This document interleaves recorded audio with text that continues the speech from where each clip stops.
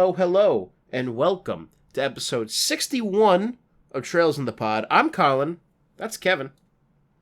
Colin, why is it that we have laws? Is it because that people are not in the nature of angels and our baser passions lead us to do wrong against each other and we need these outside restrictions on our behavior, on our conduct?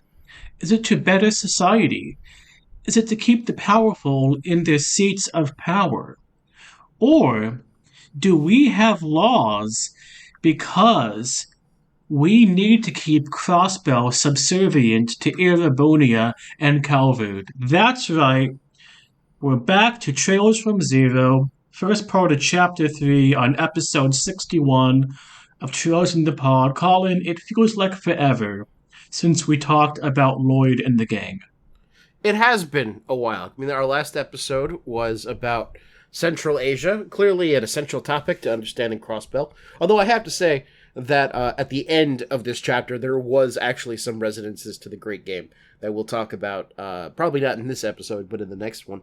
But before we talk about Trails from Zero, Kevin, I got to ask you a simple question.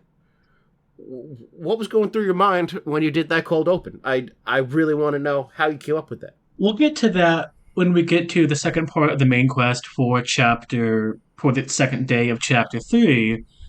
But I thought it was a really interesting quote by Killica, always good to see her, about very utilitarian, cynical, realistic view of states and international relations. Crossbell exists because Erebonia and Calvard allow it to exist. It reminds me a bit of Sovereign from Mass Effect.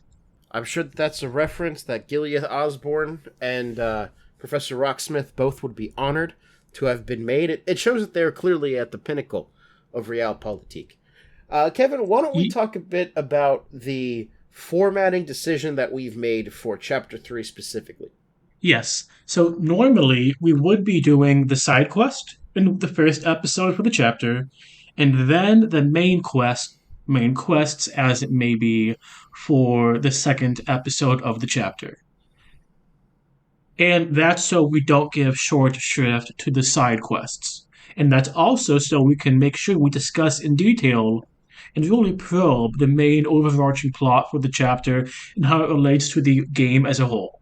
But that's not how this chapter is structured.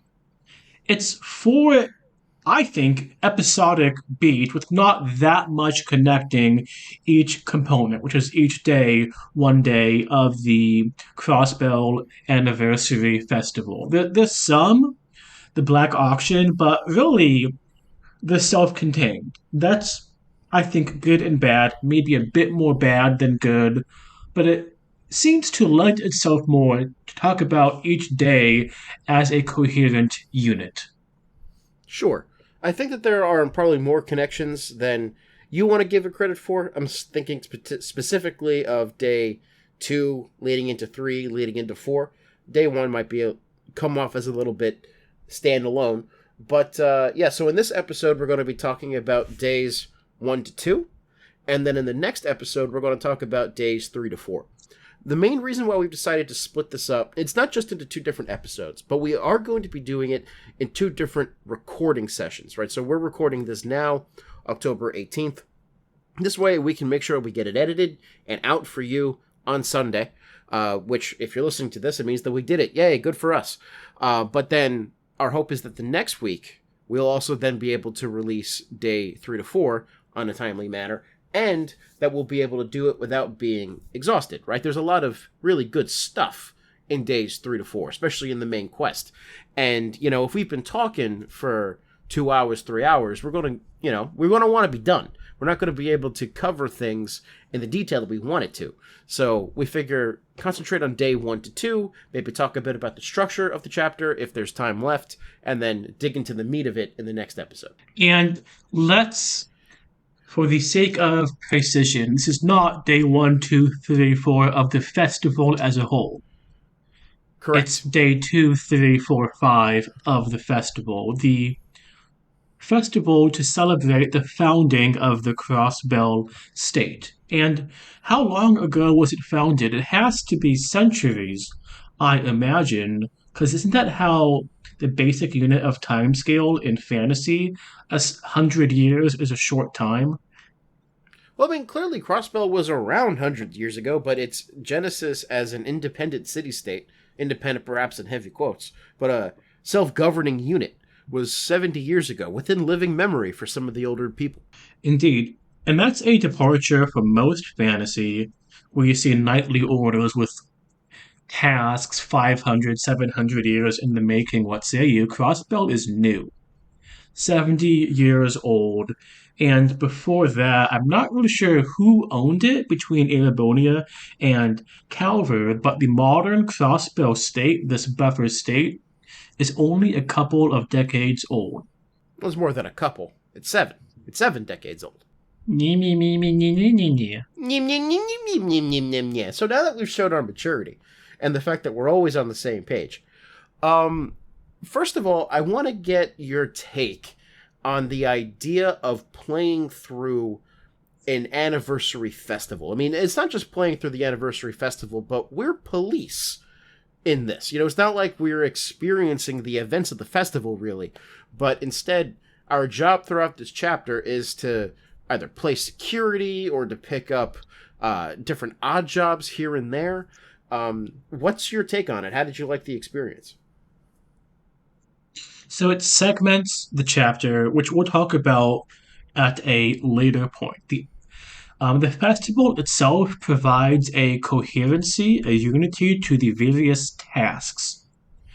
For the most part, illegal parking crackdown, lots of people coming in for the festival, taking photographs to showcase Crossbell on its best, the black auction having the fest be at the same time as the festival. People will naturally be coming in from all directions. It's a perfect cover for the movers and shakers. So there's that.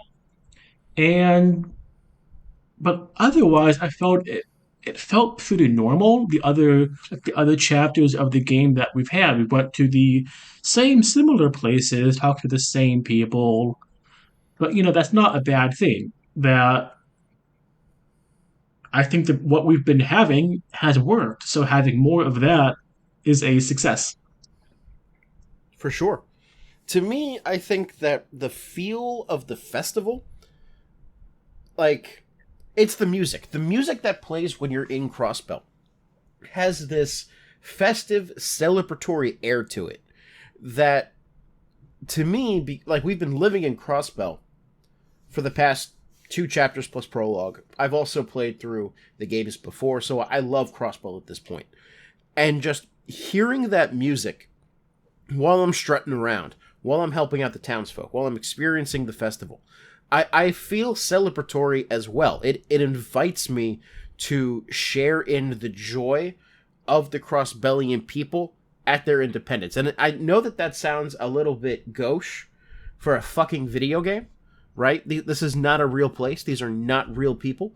But I think that from an artistic sense, the setting of the festival invites us to think about what it means to be Crossbellian. In a way, like for American players, we might think of a 4th of July festival, but if you think of 4th of July, mostly it's a barbecue in which half the country even forgets that, it's a celebration. Like, you refused to record on July the 4th last year, and I was surprised that you even cared about it, because you didn't used to care about it before. And I think I went on a barbecue, I'm not really sure. But in Crossbell, it's different. Everybody knows that it's happening, and it's a fucking week-long celebration. And because of us playing through it, I feel invited to participate in that patriotism, which I really liked, I have to say. Is it a patriotic festival, though? Do we see many celebrations, much celebration of the state of Crossbell by the citizenry when this political context is active in the forefront, or so much do we see it as we are having a celebration with this as the excuse, as the rationale? Well, I mean, I have to say that this is one of the times where I regret a decision that I've made. So in the leading up chapters, I made the decision to talk to every single NPC at every chance that I could get. And I really liked that. In this chapter, I had to stop doing that because, to be frank with you, that would add yeah, I'm exactly like a bitch. No, I mean it would add on average approximately 2 to 3 hours every single day of the chapter. So that's adding at least 16 hours. That's not how math works. It's adding at least 8 hours, if not more, during a time at which I was very busy. Good things happening in terms of like job market stuff, at least so far, but it meant that I had to drop things and I had to prepare for that. So if I wanted to get this done, I had to say, fuck talking to random people. I need to just mainline the side quests and the main quest. But I will tell you that the spirit of Crossbell is a real thing. People do take pride in their city, qua the city. I mean, we've seen that even with Lloyd and Ellie's conversation in Chapter 2. And we're going to see more of that. And I'm sure that you see that if you take the time to talk to some of the citizenry. So I do feel comfortable asserting that it's a patriotic celebration. Okay. The ones I talked to, I couldn't give them details, specifics. It didn't seem as, activated in there. Why are we celebrating? But I'll take your word for it. That's good and interesting to hear. Because I imagine, like you said, for say the 4th of July, the founding of the country and the Revolutionary War, for most people, I would say it's not salient. Look how you yourself were describing it just a couple of Yeah, minutes totally. ago. And so it recedes as, quite naturally as time goes on, as the immediacy fades. But you would think for this, it would be at the forefront because Crossbelt is in such a tenuous position, and they would want to cling to the outward expressions, the displays of their independence all the more because their reality is so fraught for the future. Absolutely. Because we have to remind ourselves that, and we continually do, that Crossbell is surrounded by two great powers that historically have laid claim to it. Within walking distance, within sight, you can see a semi-hostile power, right?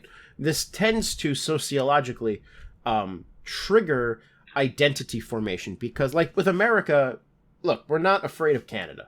Canada is not going to invade. Some people are afraid of Mexico, but in general, we're not that afraid of Mexico. So there's nothing, we have no external threat to identify ourselves against. Crossbell does. Crossbell can say, we are Crossbell, that is Erebonia, that is the other. With America, we don't really do that as much. But let's start talking about the side quests of day one, because I think that, especially the first one we want to talk about this state-of-the-art tank that they lost the keys for, kind of like plays into this idea of, even with all the celebrations going on, Crossbell is still under threat, and they have to keep that in mind. So it's one of these support quests. We are sent to the outlying army gate because the drunkard of a commander lost the keys, and we are tasked with finding it. So I guess two things struck out to me. One, military R&D, research and development of the sort, is still going on for the Crossbell Guardian Force, even though they don't seem to be all that well funded or supplied, and their strength compared to the two neighboring powers is very much the weaker party. But they still try to have the semblance of all the trappings of a modern military, and that seems to be armored forces.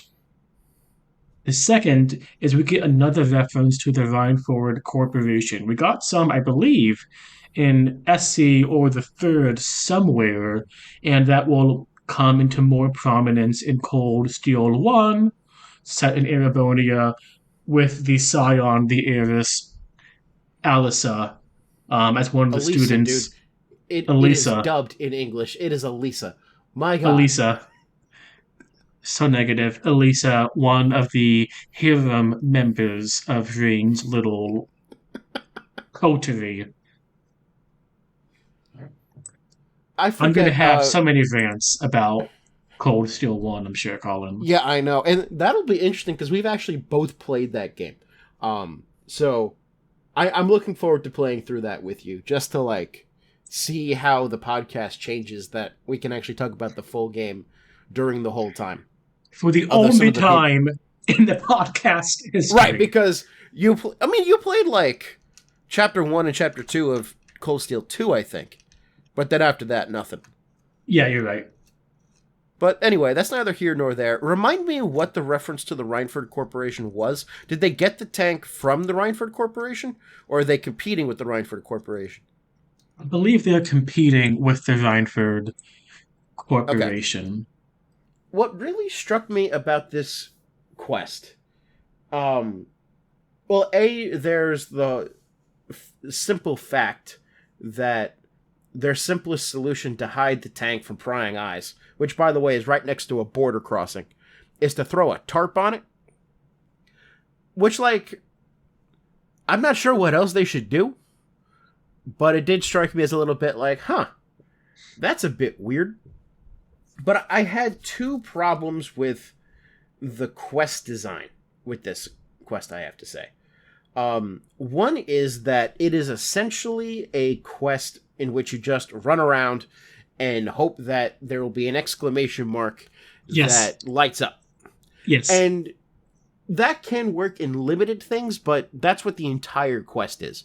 But also what it does is that it holds your hand too much. So it basically, in the beginning of the quest, it tells you that the drunkard of the commander, the drunk commander went up to the roof. And so any intelligent player, his first instinct, or her first instinct, or their first instinct, is going to go to the top of the roof You and would think look around so. for a key. Indeed. And you can do that directly from where you get the quest. So I went and did that. And I couldn't find jack shit. Because what I was supposed to do was go look at the tank first, so that Dieter Kreuss can come talk to me for some reason, and then I could actually start looking at the top of the roof for the key. And that breaks immersion a little bit. I'm a detective. I'm supposed to be a smart guy. It seems pretty natural for me to just head to the roof and see if I could find a key. Now, I could see the logic of going to look at the tank first as well, but it should have been optional. I agree. I was not the fondest of the quest. It didn't exercise the player, if that makes sense, either in mechanics or lore or gameplay or setting or what say you. It just it was. It was there. I did it. You know? Well, speaking of not taxing, and it was there, I did it. Let's talk about parking tickets. Because Colin, we have, I think Colin, I am surprised at this assessment of yours considering you did not get it right. well, okay, I got let me complain about that. Because all right. So the point of this quest is that you're supposed to compare license plates with a pre-approved list. Yes. And you're supposed to be able to mark down cars that, are parked illegally. And there's like a couple that are. Kevin, it's not that I, couldn't do it correctly. It's that I accidentally hit the wrong dialogue box, so I hit yes instead of no, and so I ticketed the car. And I don't know in what universe the police is not able to just lift its ticket up and put it back in its pocket.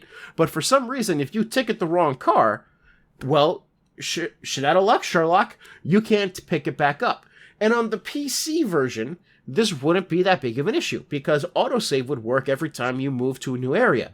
But the PlayStation 5 does not have this feature, so I had to reload my save that was like, I was still back in mains and I had to like come all the way back. Now, granted, you could fast forward through dialogue, so it didn't take that long, but it was frustrating to me that if I wanted to have the full DP, there was no mechanism put in place for me to simply correct a mistake that I had made. And it's not like a dialogue thing, right? It's not like I'm talking to somebody else and I can time travel back in time to make sure that I say the right thing. This is as simple as a detective realizing, oh, whoops, I ticketed the wrong car. Let me lift that up for you. Like, which seems perfectly plausible to me. I am looking at our chat history, and what you told me was I am so feeble-minded I could not get the ticketing right because I am so slow and this is so hard. That is not what I said. I know for a fact that's not what I said, because I would certainly say feeble-minded, but I would never say this is so hard and I am so slow. I would probably say, what the fuck? I curse a lot You in our know, texts. I'm just reading verbatim the transcript, but Look, philologically speaking, this does not match my writing style, and as a trained classicist, I think I'm able to say that that's a forgery. you also said, That's an well, interpolation. Kevin, you are so good at this game. You're so much better than I am. Yeah, that is an interpolation by Kevin Bloomfield himself. There was one interesting component, a line of dialogue by Tia when we report the quest at the end. She says, doing it was a little nerve wracking since most of the cars belong to people from the Empire or the Republic. And you have to wonder, that would be nerve wracking to assert the Crossbelt independence to levy not just a tax, but a fine on foreign citizens from the two neighboring imperial states. No, absolutely. I mean, there's even I think it's a side quest in a later day that we'll be talking about next recording session, where we arrest some pickpockets, some thieves that are from, I don't remember if it's Erebonia or Calvert. I'll check that out before we talk about it. But they explicitly state that they'll be in jail for like a couple of days because their laws are intentionally light on foreign residents. I mean, as a police officer, given the situation, if you screwed up, like, I did, then the consequences could be potentially dire, or at least unpleasant. It's not the same thing as accidentally arresting your own citizen. Now you're causing a diplomatic incident. What if they refuse to pay? No. Yeah, I mean, what are you going to Yeah. No, I'm not going to pay. Crossbell is lucky in the fact that it has the IBC, so conceivably, maybe you could work something out with the bank to transfer the money anyway, but then that's very extra legal, right? You're essentially stealing money in order to pay the fine that you yourself have put down. Yeah, and that would put the operating capabilities of the IBC in Calvert and Erebonia under very severe danger. It would also, I mean, if I was somebody of means and I was given the choice between a bank that would let the state take my money whenever it wanted or a bank that didn't, I would probably choose the bank that would keep my money safe. Indeed. So it seems like an impossible situation for the police. Luckily, it seems to have gone off fine. There was another interesting thing, and I think that kind of shows the, maybe it's a bit unfair to say this, but a bit of a colonialist, imperialist view on top of the citizens, in that in order to park at the festival, you have to pay for a parking permit. And some guy from Calvert decided he didn't want to pay twice, so he just printed two of the same license plates and put one on either side of the city in the hopes that nobody would find out. And I'm saying it's a bit unfair to call it a colonialist, but I'm approaching it from the position of, oh, I'm the big, smart Calvardian. I don't have respect for the sovereignty of Crossbell. I'm just going to trick them in order to not have to pay my fair share. They're too dumb to figure it out anyway. That's reading a lot into what he says. I'd be curious to hear your take on that interpretation. Yeah, it shows a disregard that I think imperial colonial is an apt word for, let's be honest here, Colin, a sovereign, theoretically independent state in their quasi judicial law keeping practices.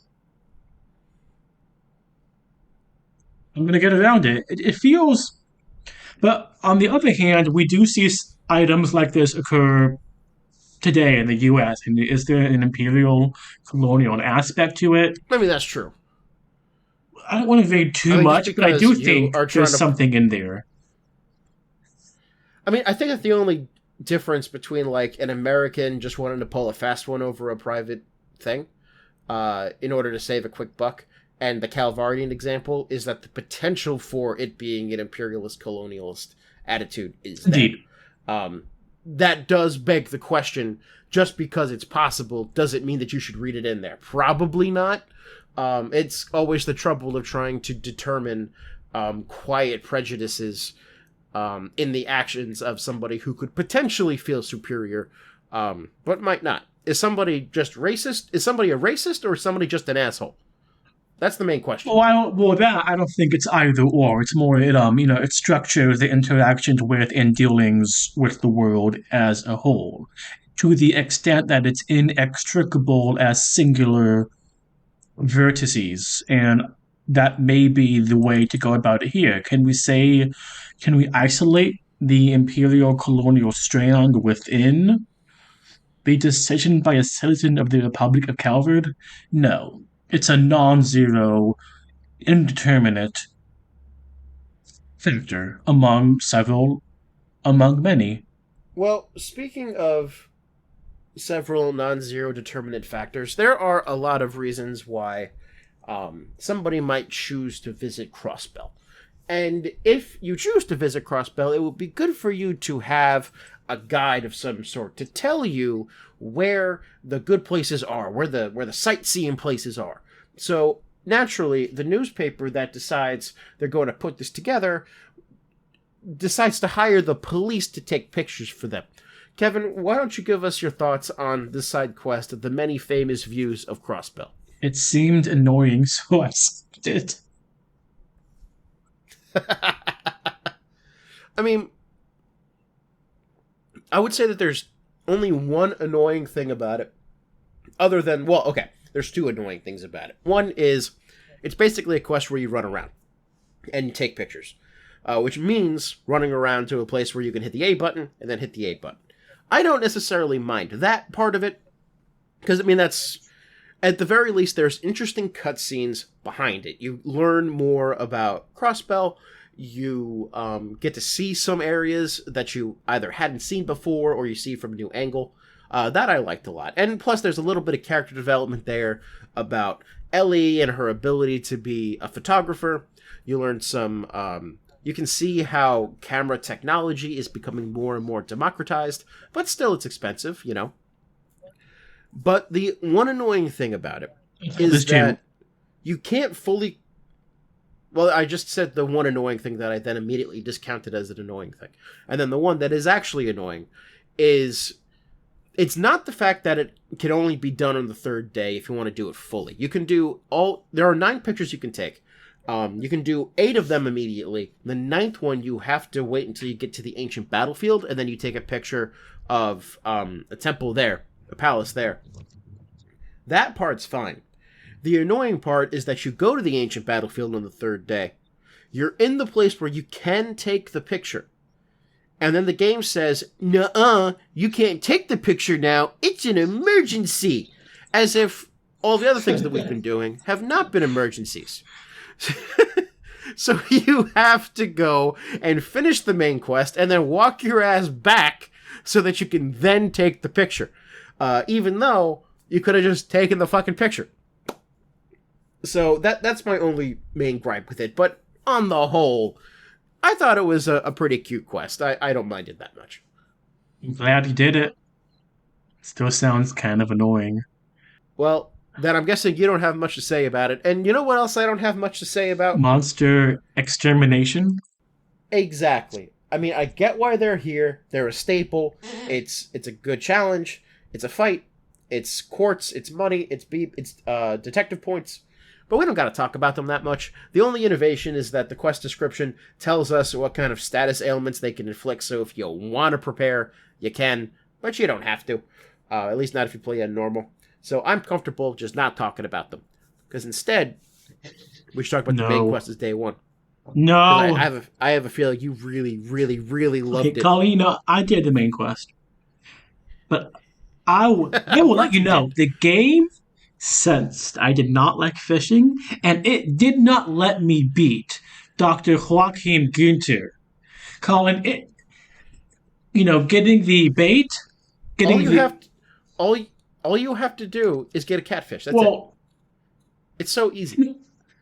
I tried. I did so much. Getting the first type of bait, get the second type of bait. It would not give me the bait to get the catfish.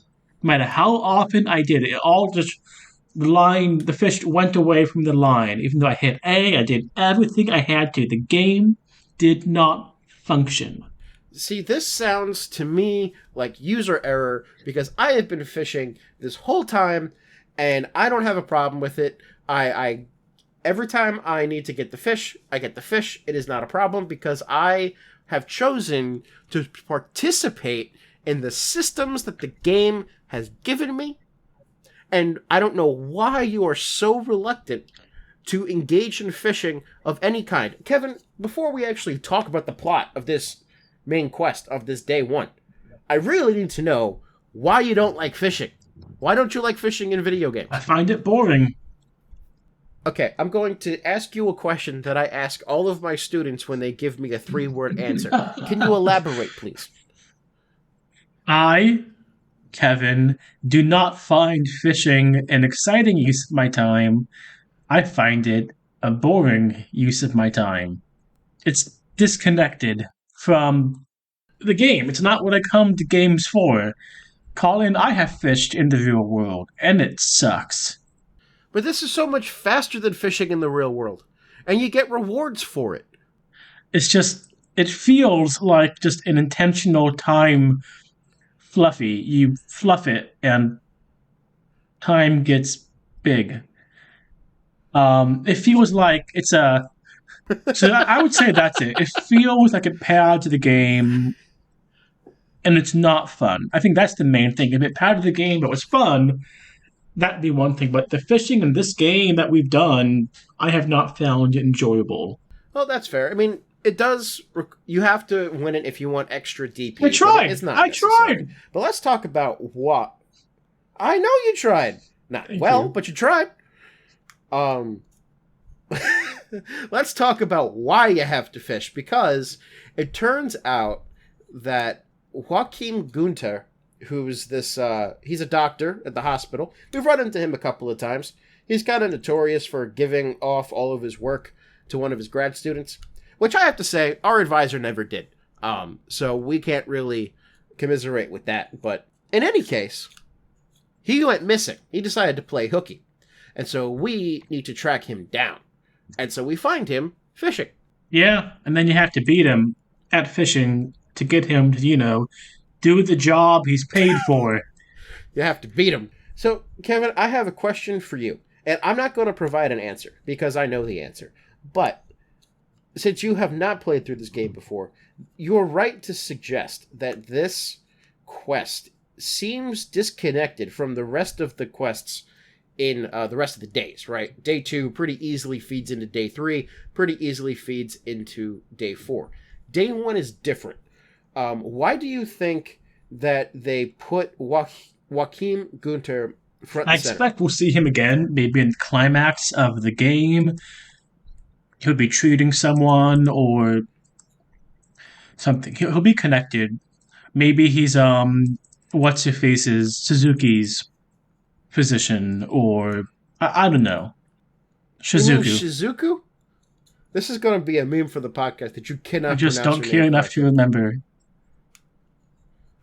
Susie's. I'm sorry. That's really terrible of you, man. She's a blonde. She's a blonde. Not a blonde. She's I'm a sorry. blind Just child. Susie so far is uninteresting. Just. Okay. Be that as it may. So Kevin has made a. Wait, what was your prediction? That Shizuku's He's what? he's Shauna's attending physician, maybe. I don't know. Okay, Yeah. the attending physician for Shauna. Got it.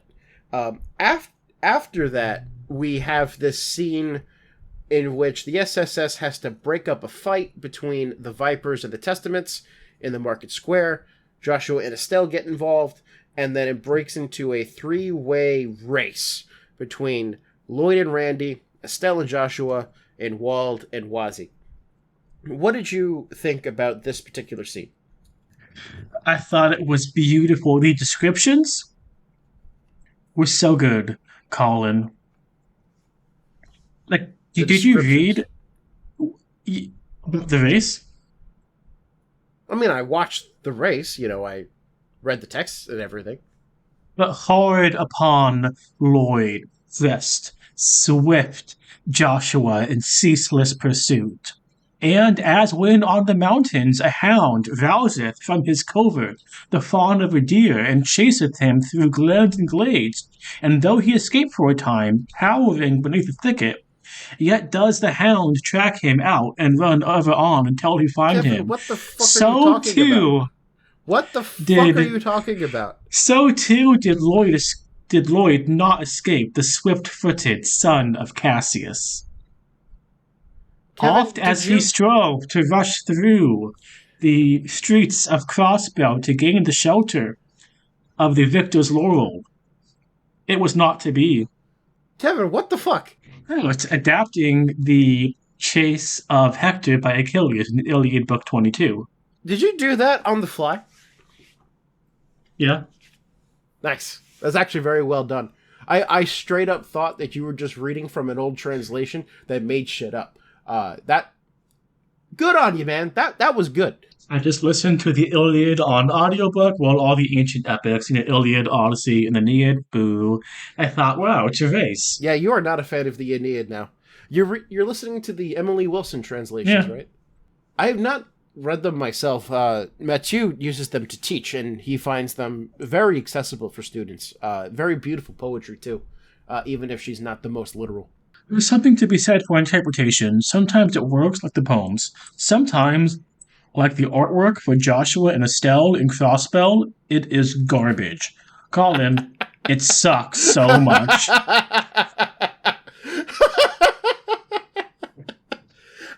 I know! At least Estelle. Estelle had amazing art in Trails in the Sky. Now she doesn't. We've talked about that to death. Josh also looks pretty bad too. But, mostly Estelle. It's not great. I have to say, I really like this chase scene. Mostly, again, for the music. The intense chase song that plays is it fills you with adrenaline. If I had to criticize, it's that you're supposed to make split-second decisions about if you should attack separately, attack together, break through the attack in order to get extra DP. And I cannot find a rhyme or reason as to what to choose when. I just used a guide so I could do it, and that worked fine. But I really liked the bonding between Lloyd and Randy that we see through this. And it's kind of hinting at a darker past for Randy that we do find out about at the end of the chapter, but we'll talk about that when we talk about it. Okay, the connection between them is good because it can be, homosocial relationships in JRPGs can often fall by the wayside in favor of setting up um, love interest. You don't see as much platonic relationship between people who could be romantic partners on the one hand, and between people who are not compatible on the other. So you don't often see, say, just a friendship between, say, Lloyd and Ellie, if there wasn't that, obvious potential romantic spark between them. What I'm saying is, there's not going to be fireworks between Randy and Lloyd because they're not written in that way, but it's good seeing them having an independent relationship together. You know what I'm saying? I mean, I definitely agree that there's some like bro energy there that I do really appreciate. And so I agree with your take, but I would point out that there's a lot of fan art and a lot of fan fiction that would put the lie to your theory that Randy and Lloyd are not compatible. I assume. Actually, there's only 46 works for the Lloyd and Randy pairing on the main fanfic repository website. How many of them are rated M or adult only? 11. That's 11 too many. Well, then again, I think all of that is a little bit too many. In any case, so they definitely have some bro energy going on, which I like. And I agree with you that, you know, exploring strong male bonding in an organic way is really important and pretty rare. Oftentimes in JRPGs, you will be told that a main character and a supporting character are like best buds, Yeah. that they're bros, No. but you don't really experience it. You just have to take it on faith. Or if you can tell, it's like a childhood friendship that had already been established that the game is relying on. But with this, we see the relationship between Lloyd and Randy develop. We see it develop between Lloyd and Ellie, and we'll see on day 2 it's starting to develop between Lloyd and Tio. Now, what they need to do to stick the landing is then also show us Randy and Ellie, Randy and Tio, Tio and Ellie. But they even kind of already do that in the wider conversations. I'm thinking particularly of Randy referring to Tio as Tio Tot or Ellie as Mademoiselle, which I thought was a nice touched localization. That wasn't originally there in the Front translation. I love the characters in this game, and I'll say it again as we keep recording, but the way that they're able to encapsulate interpersonal relations in the Crossbell arc specifically is chef's kiss, top of the notch, fantastic. It's good. And I wish that, one, we didn't have romantic subplots with the members of the SSS,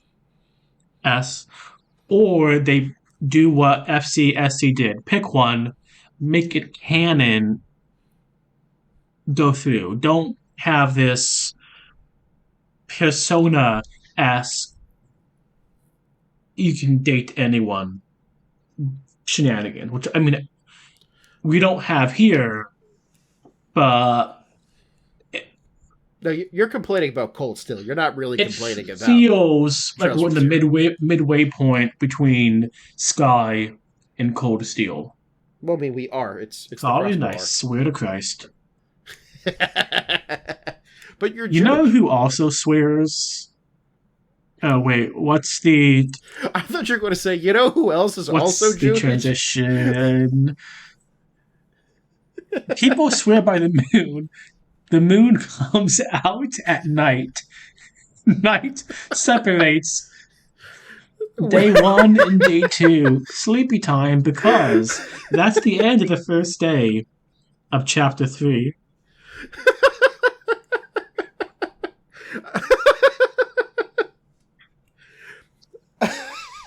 Yeah. So we have day 2. The side quests for It's this weird. Well, one's a little fucking weird. boring. The other two are forgettable. Well, so like the forgettable ones are the monster extermination and clearing out the mine, in which we just run into a mine, kill all the monsters there, and get some Sepith and cash. You know, it's pretty. It's the who gives a fuck, monster honestly. smash. Anyway, the one that's important is this Stalker quest with Liark and CL. Why don't you tell me why you think it's weird? Colin, do you know how this quest is similar to the Challenger? I don't know what the Challenger is. It was a spaceship in the 80s Okay, I don't know how it's. with the teacher on board. I don't know how it's similar. to that, other than I guess you're going to claim that it crashed and burned? It crashed and burned after getting to a nice, respectable height, Colin.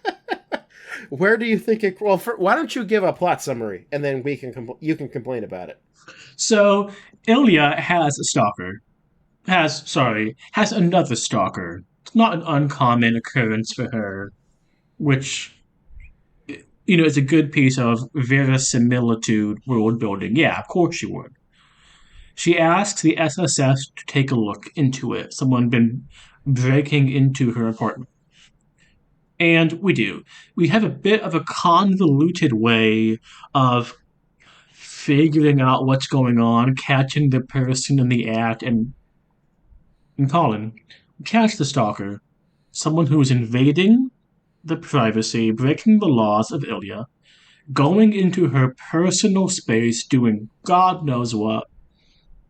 And Colin, how is this punished? How is this boy punished for having an unhealthy parasocial obsession? He is.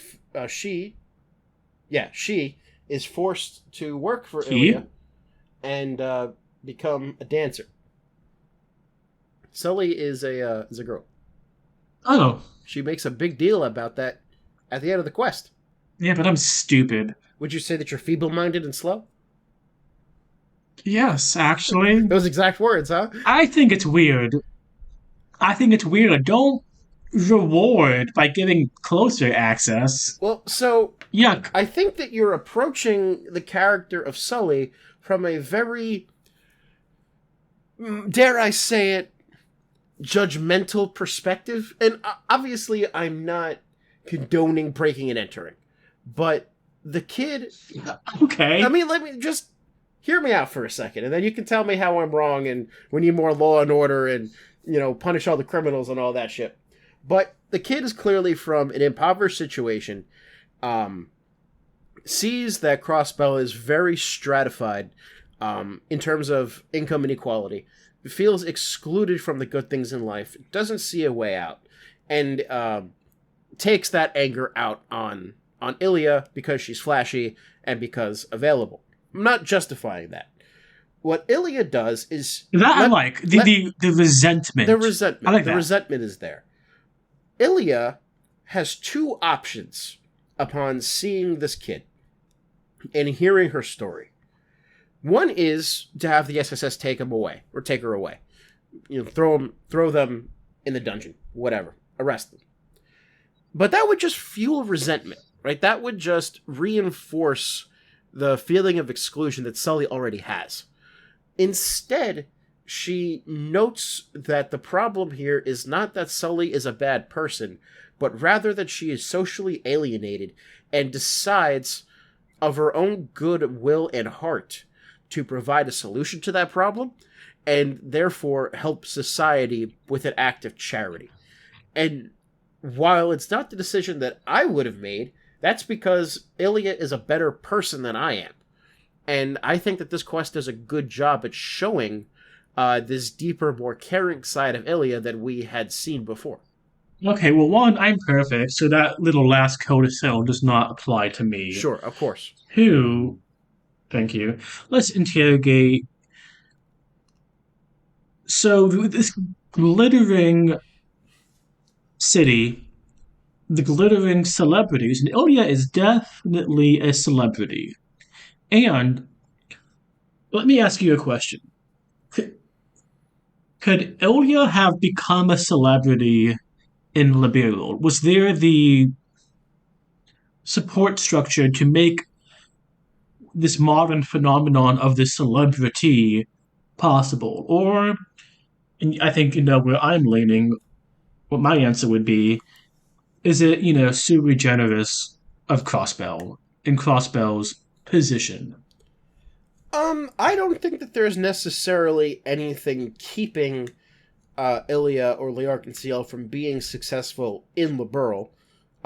Perhaps... Successful, yes. I mean, okay, you have to define what a celebrity is. If a celebrity means somebody that everybody will know, then no, maybe you're not going to get all the way to Roland. Although, maybe you do. They do have newspapers, right? they would have the ability to do what they're doing in Crossbell, which is, by the way, not like everybody can see the show, but there are pictures, there are news stories about it. It's being published in the Crossbell Times. The same thing could happen if Liark and Ciel was stationed in Grand Cell. And then you can even see them going to, like, Bose for a show. They don't seem to have a theater, but maybe they could have one, or they could do something in the middle of the mall. Might not be as grand of a performance. In Grand Cell, you have an entire arena that they could put shows in, for sure. Just like how Taylor Swift travels around and will sell out arenas. They could do the same thing in the Grand Cell arena. I saw her. And if they got... Said what? I saw her live. It was beautiful. I know you did. Kevin is a huge Swiftie. And also so are most of the archaeologists that I know, which I find a weird parallel between the two of you guys.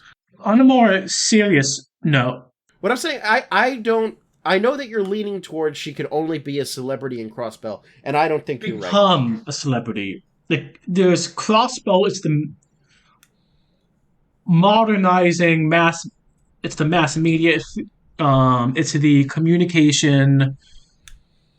It's not just the newspapers. It's... Well, no, what you say is not just the newspaper, but what else do they have? We haven't seen a radio. We haven't seen a television. They have other things. Secret things. Like what? They're just now installing. You have to like internet. Taylor Swift to see it. No, but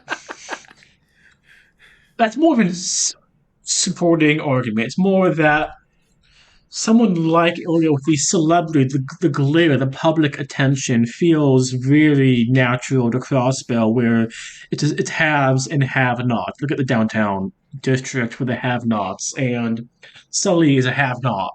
And it's amorphous in her resentment. I don't think she thinks that she deserves to be a famous dancer per se. It's more, why can't I have this stuff? And I'm not sure she knows exactly what she wants besides what I don't have, what other people have. I don't think it's just money. It's... Oh, no, I never said that she wanted. Oh my god, I'm not saying that you did. But that's what you're arguing against. Oh my No, god. it's... I'm not sure what I'm arguing, actually. Okay. So... No, I do. It just feels weird to reward Sully for being a creep. Ladies and gentlemen, if you are feeling socially alienated and you have to break into one of our houses, it seems like the best course of action would be me, because I might be more willing to include you into the social structure. No promises, but Kevin, definitely not. Not a charitable bone in this man's body. I think it's weird what they did. But I do like how they took it seriously. How it wasn't, fans can be wild like that. They're like, no, this is not okay. We gotta do something. Well, Ilya was initially like, fans will be fans. Which I don't like. But then she got pressured into it. Peer pressure is good. Well, Kevin. At times, yes it is. At some point, I'm waiting for us to have the quest in which Kevin is all like, and all of the decisions that they made were perfect, and we need to maintain law and order and just maintain society the way that it is, because society works for me, and I work for society. Yes, my cushy job as a bureaucrat. Slaving for the man. Yes, for the man. Colin, you know who's the man? All right, speaking... Who's the man? The people in the black auction. Take it away. Well, I had a better transition, which is going to be, speaking of the society, speaking of the undercurrents of society, that Kevin might not want to admit plays an important role because it contradicts his neoliberal vision of the world. We have the Schwarze auction.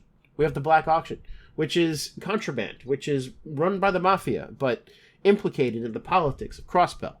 But right now, we're only starting to get a little bit of an inkling about it. It was mentioned a little bit in the previous day as well, I think, with Joshua and Estelle. But we're starting to encounter some of these more underworld elements by trying to intercept the leader of a forgery ring who is coming in via train from Calvert. Wait, is it a train or is it a bus? It's a bus. Coming in by a bus because it's through Tangram Gate or Bell, whichever gate is by Crossbell. And there are two important things that happen in this quest. The first is we arrest an old woman, which I'm a fan of. I think that, crime knows no age. And the second is that we encounter Killica. Why don't you talk about Killica? So Killica used to be the receptionist for the Bracer Guild, if you remember, all the way back in FC and SC. It was part of a love triangle with Zinn and Walter. And then we saw in the memo shard for the third, she left to go be the head of intelligence for the Calvard Republic. And don't worry though, she's in Crossbell, a site famous for the spies and espionage purely on her own private affairs, not as any representative of the Calvard intelligence. Just want to make that clear, soothe anyone who is concerned. She meets... Yeah. That's true. She meets Lloyd and the Scoobies, and they obviously have no idea who she is. She's undercover as the head of a commercial venture. And she has an interesting quote about, in the context of, what's going to happen to the smuggler, this gang after they're arrested, kind of long-term consequences. And what she says is, Crossbell's laws seem designed for the sole purpose of keeping it subservient to Erebonia and Calvert. She's not putting any bandages. She's not sugarcoating it. It's a bold statement of pure fact. Yeah. She's not apologizing for it. She does acknowledge it, which is, No. It's not like she's trying to obfuscate or hide from reality. But she's pointing it out. I think that this encounter with Killica, it was true when you first saw Ren as well. But this encounter with Killica, and then also with Lecter later on in the chapter, is one of the first real moments in which I feel like players of the Sky trilogy are really rewarded. Because as players, we immediately know what role Killica is playing. We already know that she's the head of intelligence at Calvard. And so we don't buy into her story. Same thing when we meet Lecter, which we'll talk about in the next recording session. But the SSS have no idea. So it's this way to introduce dramatic irony into the game in a way that players who are meeting these characters for the first time, you might have an inkling that they're a little bit suspicious, probably, but you're missing a lot of context if you don't play the Sky trilogy first. And I know that people will accuse me of being a gatekeeper. Oh my God.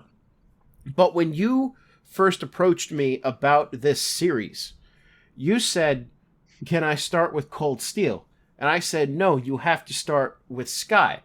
And then you ignored me and played Cold Steel, which clearly worked out. We're not playing through the earlier games, but I maintain that the series is designed to be played from Sky onward, and that is the most rewarding path, and meeting Killica here is a prime example of how that works. Yeah, if for some reason you started with 0, which I wonder how many did, you would have no idea of the subtext. I'm sure that there are quite a few that did. This game came out in North America very recently, but a lot of JRPG people had already played it, right? Because we had fan translations. So what you saw was a bunch of JRPG influencers coming out screaming, this is one of the best games ever made. Why wouldn't you be curious as to what the game was? And it came out to universal acclaim. It's not like it's a sequel to anything. So I'm sure that a lot of people did start out with this game just being driven up by the hype. And for the sake of the game's sales, I hope that they bought it. I'm a purist in that form, in the play order.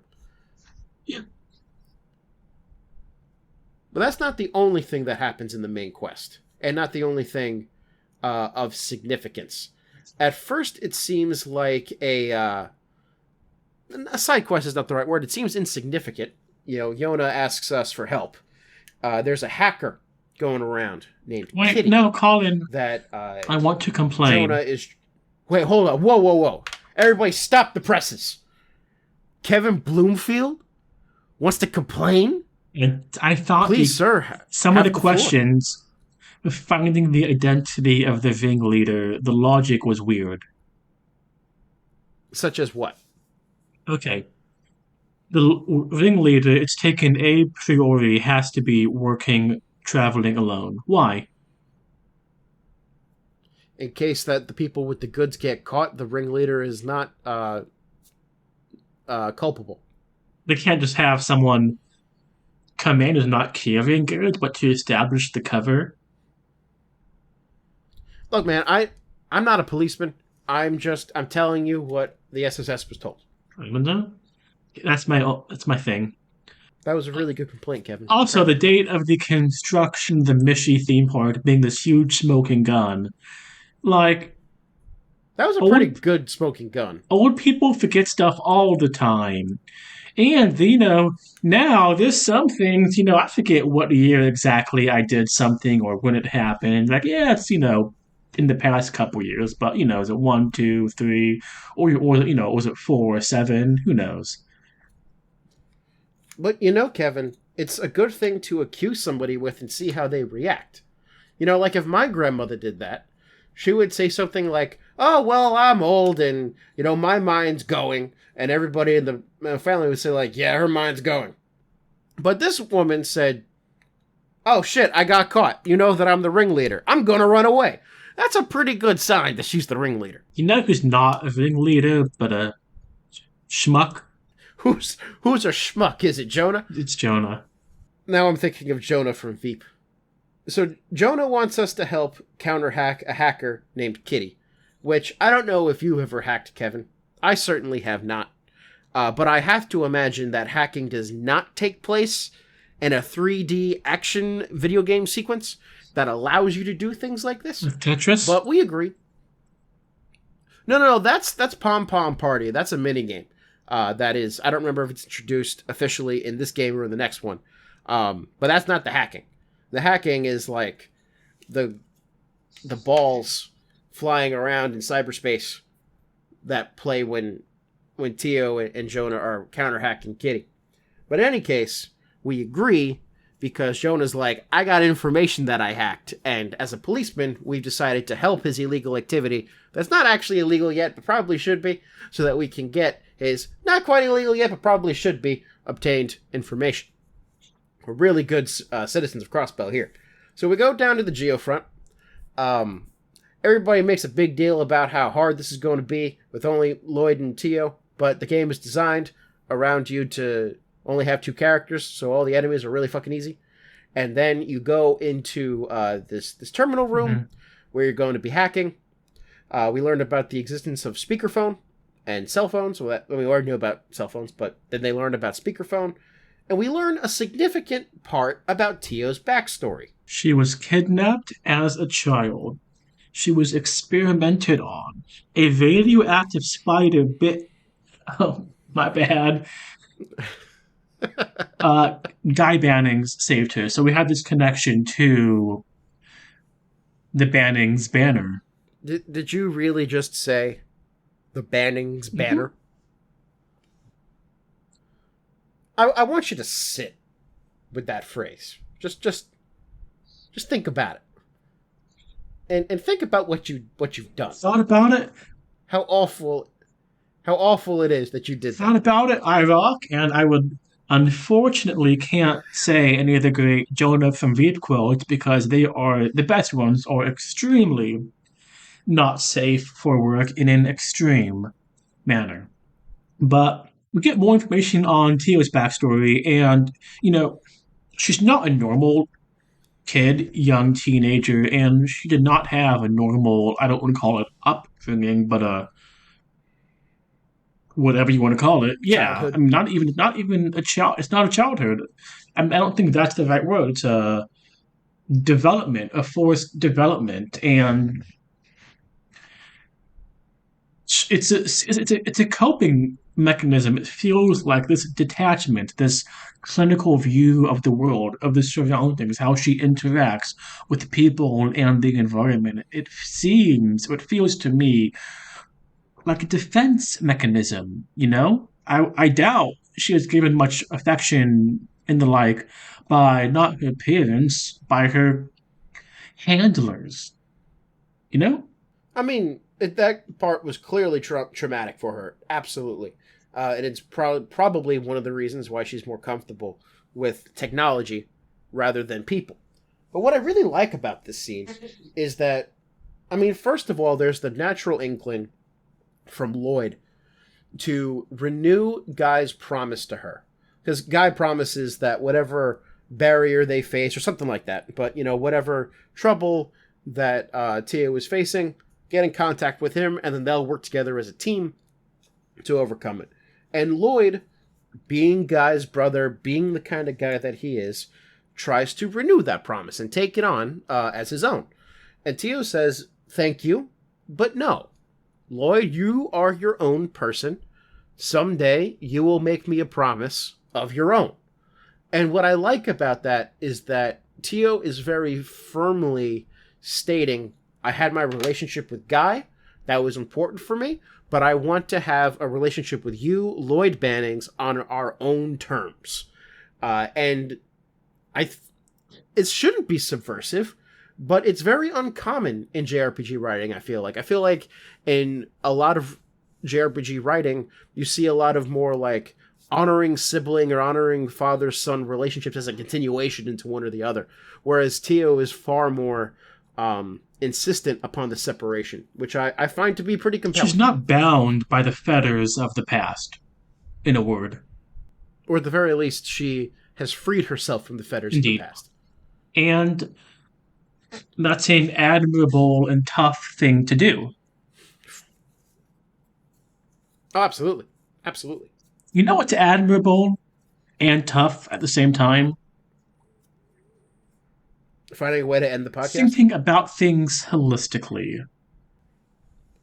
Shit. Are you trying? Okay, we need to make a decision, and then we can edit this part out. But we filled up an hour.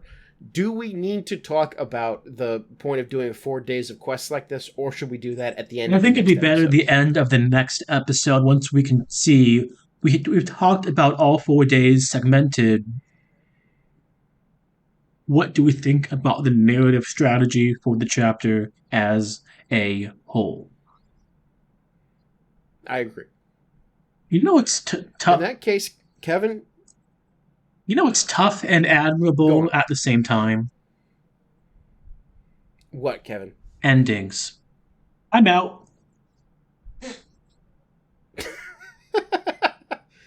Guys, we've talked about day 1, day 2. I gotta say that we talked a lot more about it than I thought that we would. Just kind of goes to show that I think we made the right decision, because there's a lot more meat to days 3 and 4, and if we had spent an hour talking about these 2 days and then going into them, it would have been a worse episode. So I'm looking forward to talking about day 3 to 4 with you in the next couple of days, Kevin. I think we're doing it on Saturday morning or early afternoon. Although we could even wait further if we need to. In that case, though, do you have anything else that you want to say before we close that out? I just want to say, I do not think the narrative structure of the chapter worked, but I thought the chapter was a good one. I thought these 2 days were good, and I'm excited to go into days 3 and 4 as we get to the climax of the chapter and we engage in human trafficking. To find out more, I gotta wait until next week. But, yeah, Scooby Gang committed a serious crime. Until then, I'm Kevin. That's Colin. See ya. If any of the universities I would like to work for listen to this episode, I just want to make it clear that we have not engaged in human trafficking. That's something that the Mafia did in this video game. Thanks for listening, everybody. Bye-bye.